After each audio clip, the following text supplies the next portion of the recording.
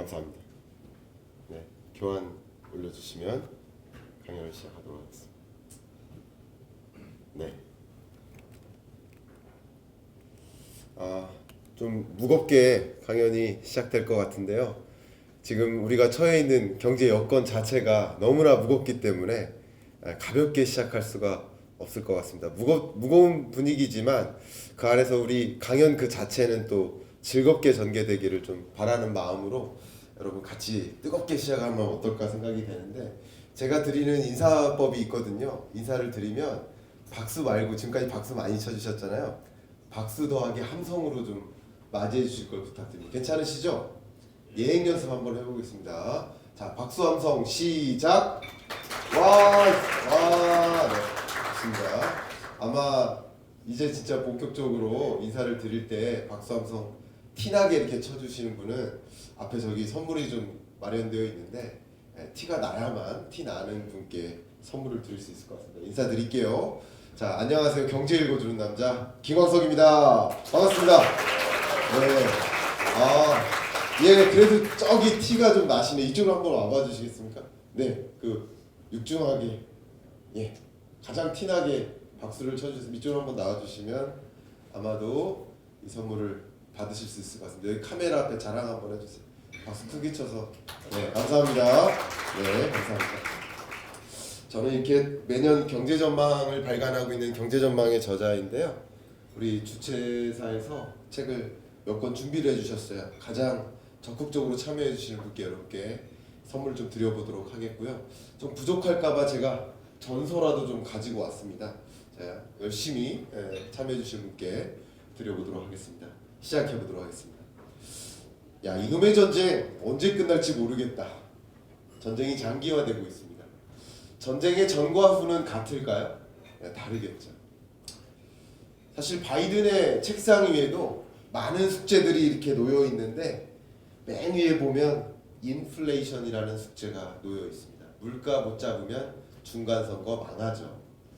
역시 제롬 파월 연준 의장의 입장에서도 이놈의 물가 잡자고 역사상 가장 이례적인 통화 정책을 가동하고 있는 중입니다. 더군다나 팬데믹 이전과 이후는 또 달라진 모습일 텐데, 또 역시 팬데믹에서 엔데믹으로 전개되는 이 거시경제 환경은 또 뭔가 달라지는 국면에 우리가 놓이게 될 것이다라는 것을 예측해 해줍니다. 이러다 IMF 외환위기 오는 거 아닙니까? 이런 질문을 정말 많이 하세요. 근데 외환위기 오는 것 같지는 않습니다. 다만 IMF 외환위기 왔을 때 누군가는 어떻게 대응해볼까? 대응책을 모색해보고, 누군가는 강달러가 나오겠네? 달러에 투자해서 돈 많이 벌어보자 하는 생각을 했지만, 또 누군가는 공장 속에 들어가, 우물 속에 들어가 밖에 어떤 상황이 전개되는지를 모르고 어제 만들던 물건 똑같이 만들고 있어요. 어제 고민했던 거 똑같이 고민하고 있어요. 어제 풀었던 그 숙제의 공식을 오늘 전혀 달라진 숙제에 대입해서 문제를 풀려 하는데 풀릴 리가 없겠죠. 결국 우리는 뭘 해야 됩니까? 이 거대한 변화가 일어날 때 나는 어떻게 대응해야 될까? 무엇을 준비해야 될까? 라는 것을 생각해 봐야 될 시점이라는 것이죠. 그런 관점에서 오늘 첫 기조 강연이 여러분들께 어떤 변화에 우리가 놓여 있는지 그 계절을 이해할 수 있는 시간이 되었으면 좋겠다라는 생각입니다. 제가 질문 한번 드려볼게요. 저도 이제 경제 전망이 제 전문 분야다 보니까 정말 우리나라 뭐 한 300대 그룹사에 안 가본 적이 없습니다. 경영전략회의에 다 가봅니다. 정말 위태롭다라고 생각하는데, 작년에 제가 많은 기업들께 이거만큼은 꼭 주의하세요 하면서 외쳤던 가장 중요한 경영전략 과제 뭐였을까요? 혹시 말씀해 주실 수 있는 분께 선물을 좀 드려보겠습니다. 건설사들이 철강 스크랩을 못 구해서 건설이 중단돼요. 뭘까요? 자동차 기업이 자동차 부품 수급이 조달이 안 돼서 자동차 공장이 멈춰서요. 하물며 이런 출판사들도 종이 펄프를 못 구해서 출간이 지연돼요. 이게 어떤 현상입니까? 무슨 병목 현상입니까? 손 한번 들고 답변해 주십시오. 아시면서. 네. 말씀해 주십시오. 뭘까요? 이게 보통 이렇게 기업에 가면 또 손 드셨어요. 역시 그런 분을 위해서 다른 책을 준비했습니다. 말씀 한번 해주십시오. 예. 예. 정답입니다. 박수 한번 부탁드립니다. 네, 제가 할게요. 네, 너무너무 감사합니다. 공급망 병목 현상이죠. 공급망 병목 현상이 야기된 배경. 왜 제가 작년부터 공급망 병목 현상 얘기를 했었냐면 백신이 보급되면서 선진국들이 먼저 회복됩니다. 선진국들이 위드 코로나 선언하고 아직도 신흥개도국들은 백신을 보급받지 못해서 아프리카는 25%가 안 돼요 아직도. 그러다 보니까 선진국들은 회복되고 개도국들은 그렇지 못하고 선진국들의 그 회복세로 인해서 수요가 늘어나는 거죠. 자동차 수요가 늘어요. 가전제품 수요가 늘어요. 늘어나는 만큼 이 신흥개도국들의 원자재 공급이 제대로 이루어지지 않는 겁니다. 그래서 공장 셧다운, 농장 셧다운, 또 탄광 셧다운, 철 비철금속 공급이 안 돼요. 이런 공급망 병목 현상이 야기되면서 21년부터 인플레이션의 징조가 일어나기 시작했는데 거기에 이 공급망 병목 현상이 더 틀어막히게 된 게 전쟁이죠. 그럼 이번에는 다 맞추실 수 있을 것 같아서 질문 한번 드려보겠습니다. 세계 원유 생산량의 몇 %가 찍어봐 주십시오. 러시아산일까요? 세계 원유 생산량 몇 %가 러시아산이다. 손 들고 한번 말씀해 주십시오. 그러면 아무도 손을 안 들으시면 한번 우리 최승용 부사장님. 네. 13.4% 쓰여져 있죠. 박수 한번 부탁드립니다. 네. 쓰여져 있습니다. 제가 여러분께 뭐 고차원적인 질문을 드릴 일은 없을 겁니다. 아마 초등학생도 답변할 수 있는 수준으로 질문을 드릴 겁니다. 세계 원유 생산량 13.4%의 수급이 제대로 안 돼요. 세계 최대 밀 생산국 러시아, 세계 최대 알루미늄 생산국 러시아, 세계 최대 비료 생산국 러시아, 세계 최대 천연가스 생산국 역시 러시아. 이런 나라로부터 가뜩이나 원자재 공급망 병목 현상이 일어났는데 이런 나라로부터 경제 제재를 가하니까 그게 부메랑이 돼서 인플레이션으로 찾아오는 겁니다. 그래서 우리가 마주한 인플레이션, 미국의 물가 상승률, 아마 여기 제가 눈대중으로 평균 나이대를 대충 추정해 보면 한 만 37 뭐 이 정도 돼 보이는데요. 네. 여러분이 만 41세가 안 되셨다면 이 미국 물가 상승률 9.1% 태어나서 처음 만나보신 거죠. 41년 만에 최고치라는 그 물가 상승률은 바로 초인플레이션을 뜻합니다.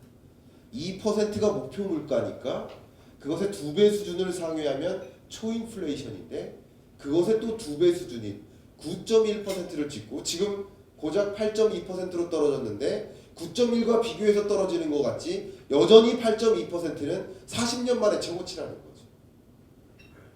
그런 초인플레이션 시대고 우리 한국도 마찬가지. 제가 질문 한번 드려볼게요. 지금도 그렇지만 학기 중에 학생들한테 가가지고 IMF 외환위기 어땠습니까? 뭐라고 할까요? 학생들이 몰라요. 안 태어나서 몰라요. 만 24세가 안 된 대학생들의 마음속에는 당연히 IMF란 없는 거죠. 근데 이 우리나라 물가 상승률도 24년 만에 최고치니까 초인플레이션이라는 이름을 붙일 법한 상황이라고 볼 수 있겠죠. 그래서 제가 21년 전망서에 제가 한번 일단 드리고 이 273페이지를 좀 읽어보시라고 부탁을 좀 드려보겠습니다. 앞에 앉아 계셔서 어쩔 수가 없습니다. 아마 이따가 더 훌륭한 강의를 진행해 주시겠지만 제가 우리 부소장님께 좀 부탁을 좀 드리겠습니다.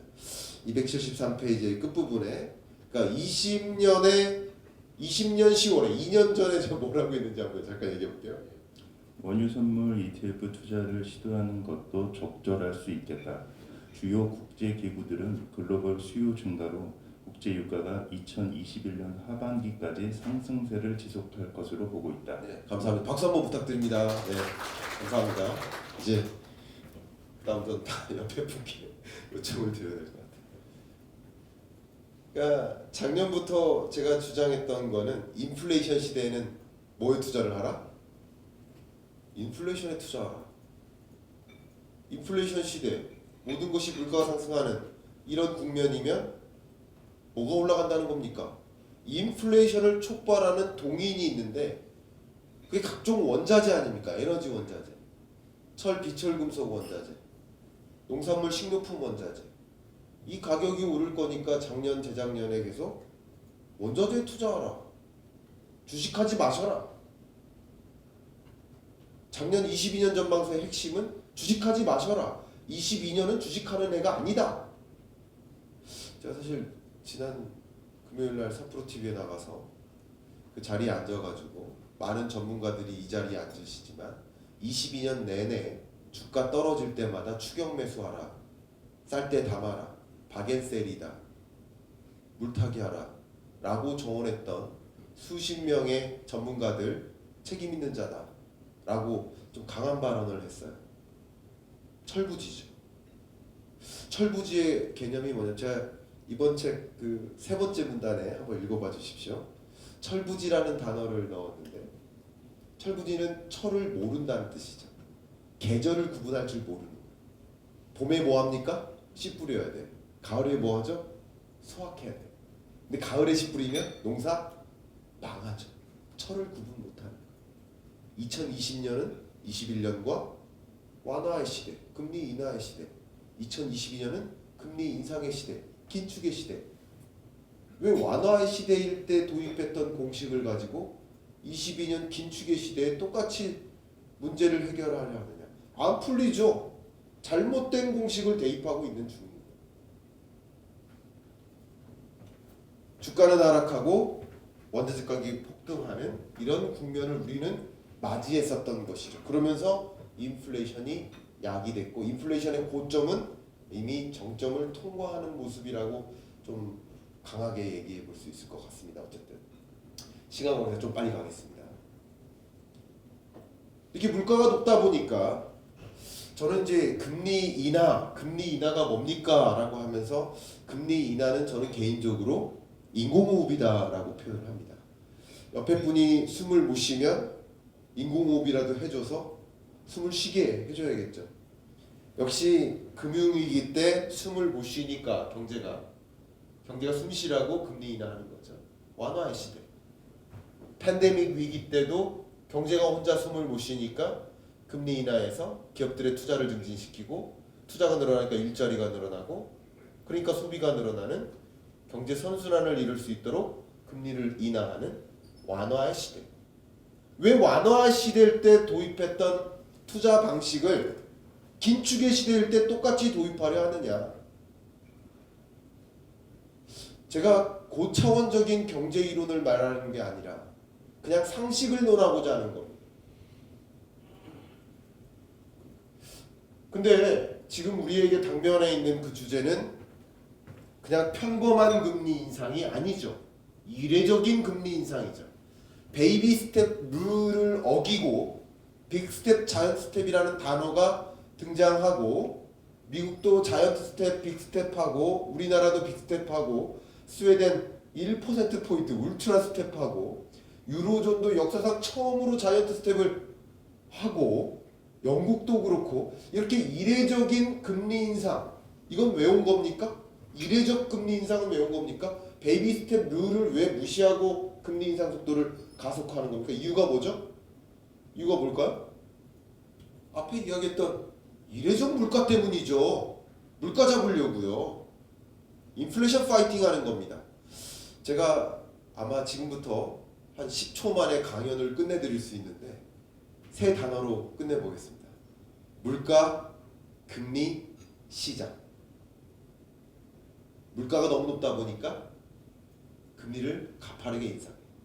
그러다 보니까 시장에 영향을 줘요. 강의 끝났습니다. 어떤 시장? 자본시장? 주가가 떨어져요. 외환시장? 강달러가 나와요. 자산시장? 집값이 떨어져요. 실물경제? 경기 침체가 와요. 뭐 대단한 얘기를 하는 게 아닙니다. 사람들이 교과서가 잘못됐대요. 교과서 가지고 이 경제 현상을 설명할 수 없대요. 교과서 안 본 사람들이 하는 소리죠. 교과서대로 움직이고 있는, 너무 상식에 부합하게 움직이고 있는, 그것을 들여다보려 하지 않는다. 안타까운 현상이죠. 지금부터는 그래서 이렇게 금리 인상 속도가 가속화됨에 따라서 물가, 금리 시장, 이 시장에는 어떤 충격을 주고 있는지, 그러면 앞으로는 어떤 변화가 우리 앞에 다가올 것인지, 그런 것들을 좀 말씀드려보면서 우리는 또 어떻게 대응을 할 것인지, 조달 시장은 또 어떻게 될 것인지, 좀 국내면 제가 어제도 여러 방송에서 이제 뭐 레고랜드 사태와 관련해서 말씀을 드렸습니다만, 그런 얘기는 빼고 대외적인, 앞에 우리 축사에서 충분히 그런 말씀을, 위기감을 다 말씀 주셨기 때문에 대외적인 관점에서 우리는 어떤 여건에 놓여 있는지를 좀 중점적으로 말씀을 드려볼까 합니다. 금리를 이렇게 계속 인상하다 보니까 이제 높은 금리의 역습을 받을 것 같다라는 걱정이 드는 구간이 왔어요. 금리 인하는 제가 앞에 인공호흡이다라고 표현했던 것처럼 이게 경제 원론의 가장 기본이죠.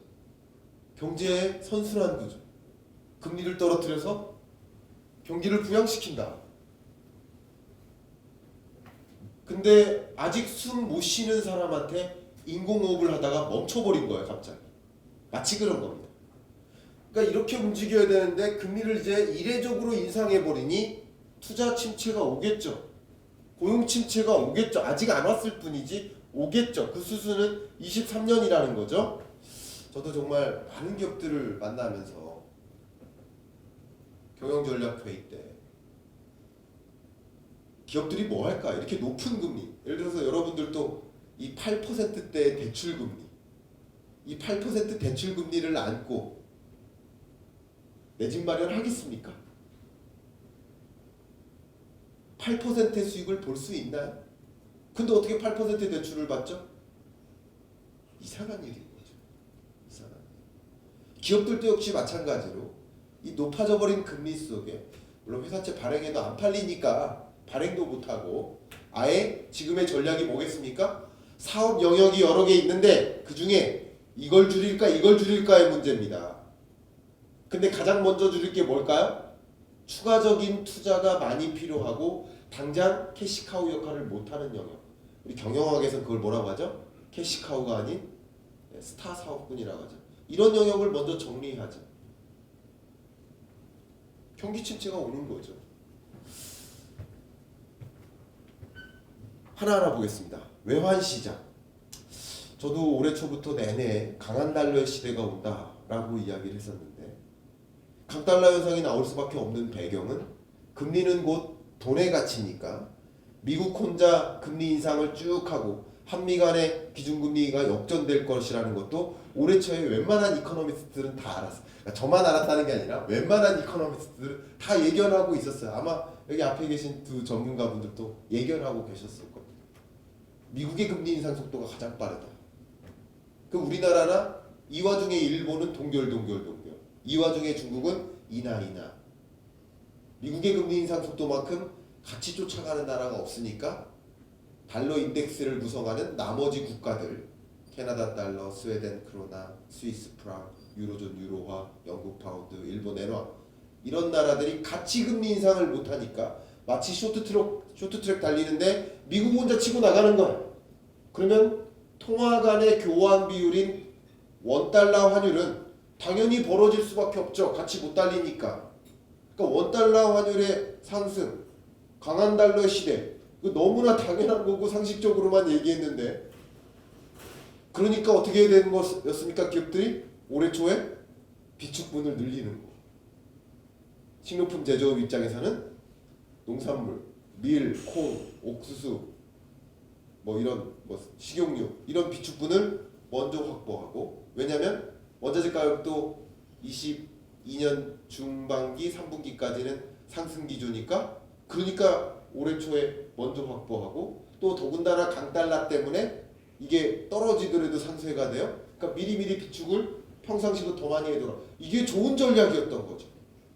철부지가 아닌 거죠. 철을 이해한 거죠. 겨울이 오겠구나. 파카 입을 준비해야지. 겨울이 오는데 반팔티 입고 나가자. 이런 거죠. 철부지. 외환 시장이 이렇게 됐고, 다만 이제 미국의 금리 인상 속도가 속도 조절론을 논하는 것은 아닙니다. 그러나 미국의 금리 인상 속도가 터미널 레이트, 이 실링에 가까워질수록 인상 속도가 이제 빨리 올리다가 속도가 더뎌집니다. 그 더뎌지는 시점 혹은 더뎌짐을 말하는 포워드 가이던스를 던지는 시점, 그게 11, 12월이에요. 그 지점부터 강달러가 살짝 약화됩니다. 왜냐하면 미국은 이제 주춤하는데 다른 친구들이 쇼트트랙에서 추격해 오는 거예요. 거의 근접해 가고 있어요. 근접해 가요. 그러니까 강달러 기조가 이제 조금 약화되고 다른 나라들의 추격이 시작되는, 물론 미국만큼 그 높은 금리를 향해 가진 않지만 그래도 그 격차를 많이 줄여나가는, 보폭을 줄여나가는 그런 국면이니까 강달러가 약세로 전환되는 그 지점이 22년 이 끝자락 10월, 11월, 12월 이 구간이다. 어쨌든 지금까지 강달러로 인해서 무역 적자가 정말 10월까지 7개월 연속 마이너스 무역 적자. 무역 적자가 나온 배경을 또 말씀드리려면 이것만 말씀드려도 40분 다 갈 텐데요. 짧게만 근거를 몇 가지만 말씀드리면, 강달러 기조니까 세계 주요 무역 결제 통화다 보니까 세계 주요국들이 어떻게 해요? 수입을 안 해. 자국 내에서 찾아. 강달러를 지불해 가면서 원자재를 수입하고 싶지 않아요. 차라리 우리나라가 요소를 중국에서 사왔잖아요. 왜 사왔을까요? 써니까 사왔겠죠. 근데 자국 내에서 만드는 게 이 강달러 때문에 더 싸다 그러면 자국 내에서 만드는 게 낫죠. 대표적인 예예요. 그런 것처럼 내재화를 선언합니다. 그러니까 세계 교역량이 주춤해지니까 우리나라 수출길이 막히는 거 첫 번째. 두 번째는 이 와중에 위안화와 엔화는 더 크게 전화됐죠. 그죠? 그러니까 우리나라는 결국 수출 경쟁이라는 면에서 보면 중국하고 일본하고 싸우잖아요. 그래서 수출 경합도가 높다 이렇게 표현하잖아요. 우리나라의 주력 수출 품목이나 이들 나라의 주력 수출 품목이 똑같으니까 거의. 그러니까 이 와중에 우리나라는 나름 강한 거예요. 누구랑 비교하면? 엔화나 위안화랑 비교하면. 그러니까 수출 경쟁력이, 가격 경쟁력이 약화되는 거죠. 그래서 결국 또 수출이 더 쪼그라드는 것이고요.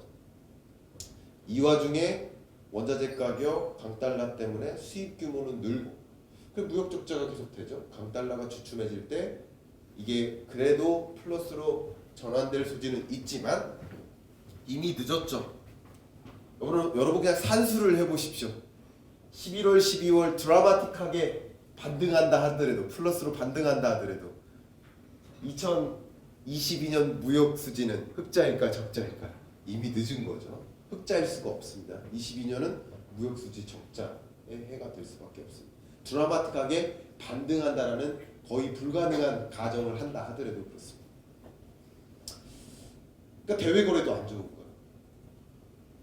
이제 여러분이 많이 방금 궁금해하시는 이 자본시장, 특히 주식시장을 먼저 말씀드려 보면 2020년, 21년 가장 대표적인 예가 이제 삼성전자일 텐데요. 삼성전자가 10만 전자 찍었어요. 그리고 9만 전자 떨어집니다. 그때 많은 사람들이 싸다, 담아라. 10만 전자 간다. 8만 전자 떨어집니다. 싸다, 담아라. 추격 매수요. 7만 전자, 6만 전자, 5만 전자 계속 싸다, 담아라. 철부지가 하는 얘기죠. 생각해보세요. 이 주가가 왜 올랐는지를 생각해보세요. 자산 버블이라는 말을 우리 스스로 많이 했잖아요. 버블이 일어났던 거예요. 공기를 불어넣는 과정에서 풍선이 부풀어 오른 거죠. 주가가 오른 거죠. 지금 뭐 어떤 과정이죠? 버블이 수축되는 과정이잖아요. 삼성전자가 잘못한 적이 없어요. 반기 보고서, 분기 보고서 실적이 줄어든 적이 없어요. 매번 역대 최대 실적만 발표합니다. 그런데 왜 주가가 떨어지는 거였죠? 2020년, 21년이 유동성 장세였다면 22년은 역유동성 장세인 거죠. 근데 앞에 말씀드렸던 것처럼 이제 환율과 주가가 거의 이렇게 반대로 흐르는 데칼코마니 같아요. 그러니까 10월, 11월, 12월이 왜냐면 외환 시장이나 이 주식 시장은 가장 중요한 단어가 선행성입니다. 선행성. 앞에 이제 실물 경제 충격을 말씀드렸습니다만 실물 경제 충격보다 더 중요한 것은 금리를 먼저 반영해 하셔야 되고 금리의 고점으로부터 대략 3개월에서 6개월 전에 선반영되는 흐름이기 때문에 주식시장이든 외환시장이든 이제 저점을 거의 찾아오는 과정이라고 지금은 생각합니다. 다만 이제 경기 침체가 남아있으니까 23년은 실적장세라고 이름을 붙일 수 있을 것 같은데 그 실적 자체가 좋을 수는 없죠. 애플 아이폰 14 증산 계획을 철회한 게 가장 대표적인 사인이죠. 그게 좋을 수는 없습니다.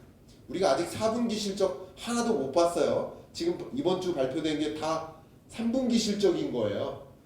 아시겠죠? 4분기 실적 본 적도 없어요. 그러니까 그걸 받아들이는 시점에는 실적이 그렇게 좋지 않고요. 그러니까 결국은 주식 투자를 하신다 하더라도 옥석 가리기가 필요한 시점이죠. 지금부터는 옥석 가리기. 그러니까 22년 한 해는 연초부터는 옥석 가리기 필요 없다. 그냥 주식하지 마라라고 말씀을 드렸다면 이제 23년부터는 옥석 가리기가 정말 중요한 시점이에요. 대세 상승장이 아닌 거죠. 경기 침체 국면에서 대세 상승장이 오기는 좀 어렵다고 볼 수 있겠습니다. 우리가 이 시장을 이해할 때 부동산 시장을 무시할 수가 없습니다.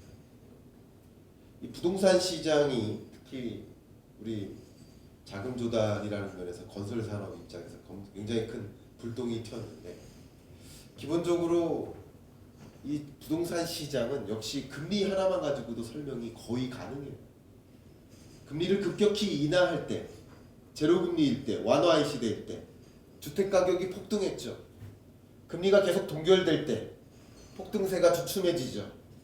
그리고 금리를 급격하게 인하할 때 부동산 매매 가격이 폭락하는 겁니다. 생각해 보세요. 금리가 싸니까 이 돈 빌려서 집 살 여력이 있고 구매 의사가 있는 것이고 금리가 8%까지 올라가 버리면 누가 내 집 마련하겠습니까? 그죠? 결국 금리의 향방을 가늠하지 못한 MZ세대 철부지들이 21년 끝자락에 이 금리로 지금 진짜 싸니까 대출 받아서 집값 계속 오를 것 같다는 마음으로 투자하는데 계절을 구분하지 않고 앞으로 지금까지는 뭐 여름이었는데 이제 내일부터 겨울이 올 텐데 그 철을 구분하지 않고 똑같은 방식으로 투자한 MZ세대 철부지들이 굉장히 고통스러운 시간을 만납니다. 너무 안타깝습니다. 이자 상환 부담은 커지고 집은 내놔도 안 팔리는 그런 국면에 놓이게 되죠. 좀 안타깝습니다만 이 주택가격 상승률을 봤을 때 지금 현재는 마이너스 0.3% 주간 단위로 이렇게 떨어졌습니다만 이것은 기준금리의 고점에서 시중금리의 고점이 찾아갈 가능성이 높기 때문에 시중금리의 정의가 기준금리 더하기 알파기 때문에 기준금리가 올라가면 시중금리는 올라갈 가능성이 높죠. 물론 선행해서 올라가기도 하고 후행해서 올라가기도 하지만 기본적으로 올라갈 가능성이 높다라고 판단한다면 23년 초까지는 금리가 올라간다고 보는 게 맞겠죠. 그럼 그런 가정하에서 그게 합리적인 추론이죠.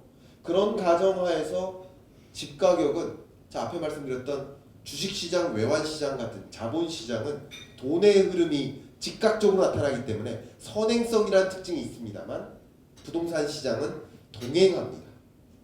기준금리의 고점에서 소위 말하는 주택가격 조정률이 가장 높죠. 그래서 이게 계속 떨어지는 게 23년 중반까지고요. 이 중반을 지나서 이게 조금 완화되긴 하지만 여전히 마이너스에서 맴도는 이런 흐름이 진행될 것이다 라는 게 부동산 시장에 대한 제 생각입니다. 실제 이렇게 금리가 높다 보니까 기업들마저도 지금의 이 기준금리 상황에서 아직 추가 빅스텝 안 한 상태 지금 이 시점에서 나 영업이익 가지고 이자 상환하기 어렵다 라고 얘기하는 기업의 비중이 30%가 넘거든요. 가게도 마찬가지입니다. 누가 이 금리를 부담을 떠안고 집을 마련하겠습니까? 주택가격 전망 CSI가 이 통계를 작성한 이래로 역사상 저점이에요. 이 자본시장의 경색, 자금 경색이라는 돈맥경화라는 이 흐름은 좀 안타까운 것이 건설사들 입장에서 이 미분양이 자꾸 늘어나니까 이 미분양이 늘어나지 않는 조건에서는 이제 자금 상환 능력이 있는데 미분양 주택이 늘어나고 주택 시장이 앞으로 더 어두워질 거라고 보니까 당연히 자금 지불 능력이 떨어져요. 이 와중에 채권 금리가 올라가 버리니까 굉장한 부담이 가중되는 거죠. 정책적으로도 정말 적극적인 돌파구가 마련돼야 될 텐데 그렇다고 금리 인상 안 할 수가 없는 거예요.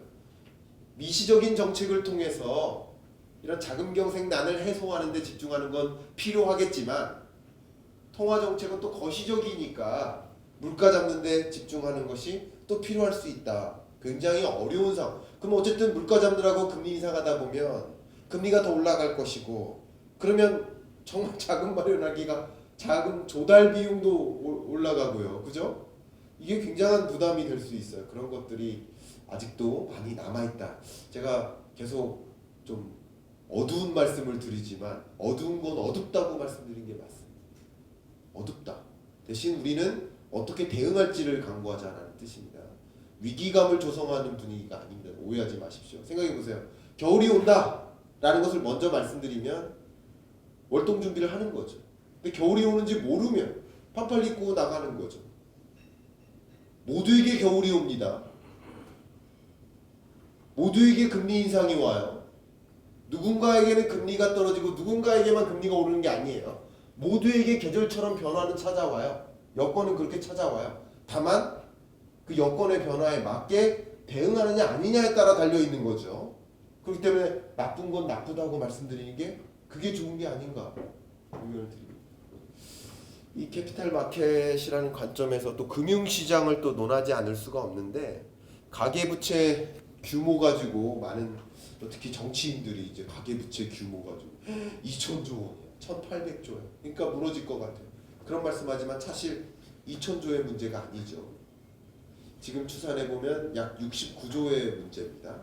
뭐냐면 부채 규모가 자산 규모보다 큰 이런 계층을 고위험군이라고 표현하는데 고위험군이 짊어진 부채가 현재 69조 정도 되고 취약차주라는 개념이 있죠. 가계 부채라는 관점에서 그러니까 다중채무자여야 됩니다. 3가지 이상의 부채가 있어야 되고 그리고 동시에 다중채무자이면서 신용등급이 낮거나 혹은 다중채무자이면서 저소득층인 그런 계층의 부채 규모가 대략 5.1%예요. 2,000조의 문제가 아니라 100조의 문제인 거죠. 결과적으로 지금 행정부는 가계부채 문제다, 총량의 문제다 이렇게 오인하면 오히려 문제를 더 키워요. 총량적 문제라고 오해하고 있는 거예요. 총량의 문제가 없어요. 제가 개인적으로 돈을 잘 버는데요. 제가 빚을 5억, 10억 들여가지고 이것저것 사는 게 문제입니까? 돈 잘 갚는데? 잘 갚는 사람이 많은 빚에 의존하는 것은 경기 선순환에 도움이 돼요. 오히려. 그죠? 뭐가 문제입니까? 못 갚는 부채가 문제죠. 못 갚는 부채가 얼마냐? 누구냐? 그 부채 문제를 해결하자. 이게 정책의 포커스가 돼야 되겠죠. 타겟이 명확해야 돼요. 2,000조의 부채 아무 문제 없습니다. 그죠? 결국 자산 가격을 초과하는 수준의 부채를 짊어진 자 누군지 고위험군 이들의 부채 상환 능력을 좀 올려주는 노력 이런 정책들을 좀 마련하는 시점이 돼야 되겠다. 자 이제 한 3분 동안 마무리를 하겠습니다. 지난 IMF 경제전망 보고서를 올리는데 홈페이지에 그대로 따온 겁니다. Gloomy and more uncertain. 그리고 이번에는 Cost of Living Crisis. 에너지 위기, 기후 위기, 식량 위기, 별의별 위기가 복합적으로 작용하는데 이제 무슨 위기? 생활비 위기. 정말 글로벌 리세션. OECD 경기 선행 지수를 봐도 이제 앞으로 이렇게 어려워질 것이다라고 보고 있어요.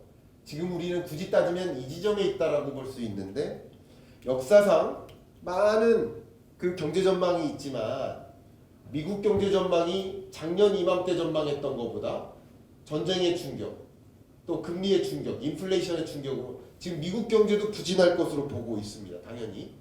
이게 굉장히 중요한 그래프인데요. 한번 주목해 봐 주시면 역사상 글로벌 리세션이 다 총합해 보면 이런 경로로 찾아왔습니다. 근데 지금 우리는 이 지점에 있는 거죠. 이걸 뭐라고 합니까? 둔화예요. 다시 말씀드리면 아직 침체 안 온 겁니다. 침체는 언제 온다? 23년에 오는 거죠. 아직 둔화 아닙니다. 물론 유튜버들이 썸네일에 뭐 더 무서운 곳이 온다, 막 경기 침체 꽝 하고 그래야 조회수 눌리니까 그죠? 그렇게 하지만 우리는 아직 둔화입니다. 둔화는 플러스를 차감받은 거고요. 마이너스로 가는 게 침체라고. 이게 다 하강 국면인데 둔화에서 침체로 건너가는 그 중간 도입부 여기에 있다. 하강 국면의 중간에 와 있다. 이 경기 침체가 지속되는데 그 와중에 선진국들이 더 어려워요. 미국과 유로존이 더 어렵고요. 그나마 신흥개도국들이 버티는 모습인데요. 신흥개도국들 중에서도 제가 집중해 보니까 아태 지역, EAP 지역 주로 보면 인플레이션은 낮고 상승률은 경제 성장률은 높은 베트남, 필리핀, 말레이시아, 인도네시아, 캄보디아와 같은 이런 지역들의 성장세가 뚜렷합니다. 다시 말씀드리면 신흥국 경제 나름 괜찮아요. 근데 신흥국 불안, 취약 신흥국들을 제외해놓고 이 아태 지역의 주요 취약한 금융 안정성이 취약한 그런 나라를 제외해놓고 이런 신흥국들만 보면 성장성이 굉장히 높은 겁니다. 이런 것들 보면 예를 들어서 이런 신흥국 ETF, 아태 지역 ETF 이런 것들도 괜찮은 투자 영역이라고 생각합니다. 마무리 멘트 드리겠습니다. 2020년 세계 경제는 마이너스 3.1% 충격을 경험했고 21년, 22년 나름 회복되는 듯 했었는데 작년에 세계 경제가 이렇게 흘러갈 거라고 봤다가 전쟁의 충격, 인플레이션의 충격, 금리의 역습. 그래서 지금 세계 경제는 3.2, 2.7%로 전개될 것으로 IMF는 보고 있는데 이 숫자는 세계 평년 성장률 3.5%를 밑도는 어려운 국면에 놓이게 된다라는 해석입니다. 한국 경제도 마찬가지 충격을 경험한 뒤에 나름 회복되는 줄 알았더니 평년 성장률도 어렵겠구나. 잠재 성장률을 밑돌겠구나. 20년에 경험했던 V자 충격 이후 반등 그런 모습이 아니라 L자형으로 점점 더 어려워지는 녹록치 않은 그런 경제 국면으로 우리는 가겠구나. 1968년 멕시코시티 올림픽입니다. 높이뛰기 선수들이 뛰는데 하나같이 앞으로 굴러뛰기를 시도해요. 한 선수가 나타났습니다. 역사상 처음으로 등 뒤로 뜁니다. 배면뛰기 기술이라고 하죠. 이 선수가 뛰자 8만 명의 관중이 깜짝 놀라서 일어나가지고 기립박수를 칩니다. 이 선수가 그날 금메달을 차지했고 놀라운 성적으로 세계 신기록을 경신합니다. 그런데 왜 포스베리 선수만 나홀로 등 뒤로 뛰었을까? 그동안의 높이뛰기 경주는 맨바닥이었어요. 이 선수들이 뛰어오르면 3m를 뛰는데 그 3m 높이에서 등 뒤로 떨어지면 어떻게 될까요? 많이 아프겠죠. 그 누구도 그런 시도를 안 했죠. 근데 멕시코시티 올림픽 때 높이뛰기 경주의 환경이 바뀝니다. 매트가 도입됩니다. 등 뒤로 뛰어도 되는 환경으로 바뀝니다. 다만 모든 선수들에게 똑같은 환경 변화가 찾아왔지만 포스베리 선수만 달라진 환경을 이해하고 그 달라진 환경에 걸맞는 높이뛰기를 시도한 것이죠. 제가 계속 40분 동안 어렵다 말씀드렸지만 어떻게 뭐가 어렵게 전개되는지 시나리오를 정확히 들여다보시고 그 안에서 나는 어떤 높이뛰기를 준비할 것인가 라는 것을 생각해 보실 수 있는 기회가 되기를 바라고 그러면서 여러분에게는 정말 혹독한 겨울이 찾아오지 않기를 그렇게 기원 기원하면서 이만 제가 그냥 마치겠습니다. 감사합니다. 네, 여러분 김광석 교수님께 더욱더 큰 박수 부탁드리도록 하겠습니다. 네.